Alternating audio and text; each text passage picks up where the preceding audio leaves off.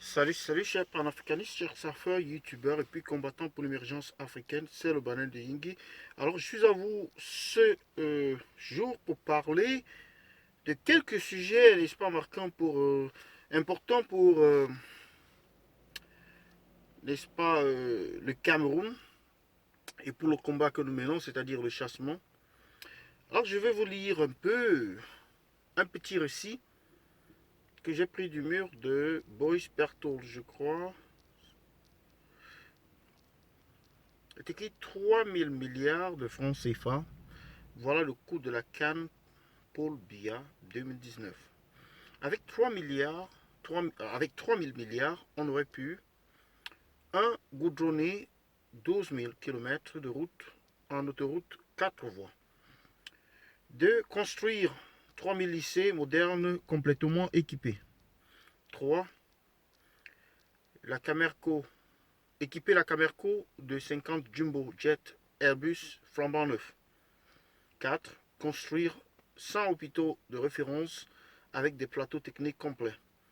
5. Acheter 30 000 tracteurs et moderniser l'agriculture au Cameroun pour toujours. 6. Recruter tous les instituteurs formés dans les ENIC depuis toujours. 7.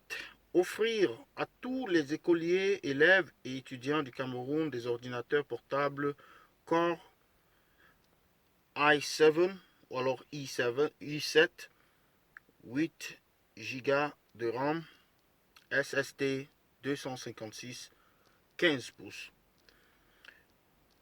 8. Doter toutes les grandes villes du Cameroun de logements sociaux capables de libérer les Camerounais des marécages et lobbies et quartiers à risque. 9. Mettre sur pied une assurance santé universelle pour tous les Camerounais. 10. Améliorer nettement le revenu de tous les Camerounais en créant des emplois et produisant des richesses. 11. Éponger une partie de la dette interne et externe abyssale du Cameroun, etc.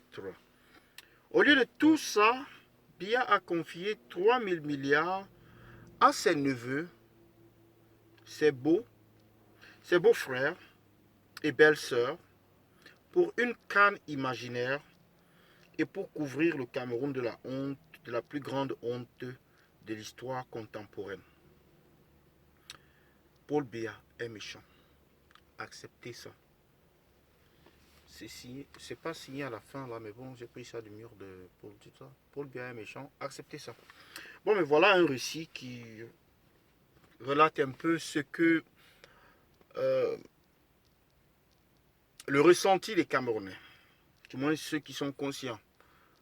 Pas les sardinards qui continuent à vivre de mensonges et à essayer de nourrir les autres de mensonges aussi. On parle là des Camerounais qui ont encore une cervelle.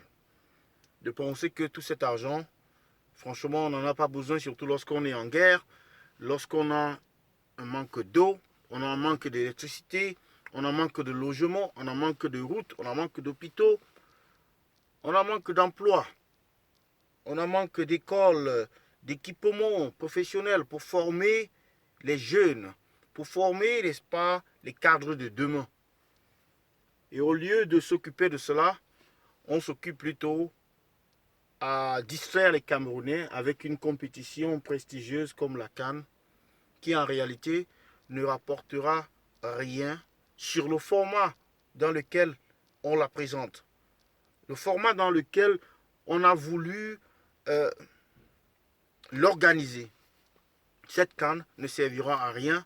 Cette CAN ne pourra pas développer notre football. C'est comme si on mettait la charrue avant les bœufs. Le football se développe dès la petite classe avant de monter à l'élite, quoi. Dès les centres de formation, les petites équipes du quartier, avant d'arriver au sommet. Et c'est pour cela que nous supportons quelqu'un comme Joseph-Antoine Bell, parce qu'il comprend cela. Certes, Samuel Eto'o et sa claque veulent n'est-ce pas, le qualifier d'hypocrite, de quelqu'un qui veut juste le gain personnel, qui veut simplement se positionner et arriver à la mangeoire. Mais quel est le cas pour tous les autres candidats qui veulent juste avoir la moyenne. Pourquoi est-ce que Njoya, le fils de Mbombo Njoya, se battant pour occuper ce poste de président de la FECAFOOT? Pourquoi? Posez-vous la question. C'est aussi la mangeoire. Mais en termes de connaissances techniques et de savoir-faire et d'innovation, je pense que de vision, je pense que Joseph-Antoine Bell a ce qu'il faut pour soigner la FECAFOOT, pour soigner le football camerounais, pour le remettre sur les rails, pour, n'est-ce pas, redorer le blason, n'est-ce pas, de notre équipe nationale et de nos différentes équipes nationales, pour mettre le Cameroun au niveau où il doit être avec les grands pays de football. Alors c'est pour cela qu'on soutient Joseph-Antoine Bell et on demande aux autres, surtout les délégués, de soutenir Joseph-Antoine Bell et de ne pas accepter le hold-up électoral de Njoya.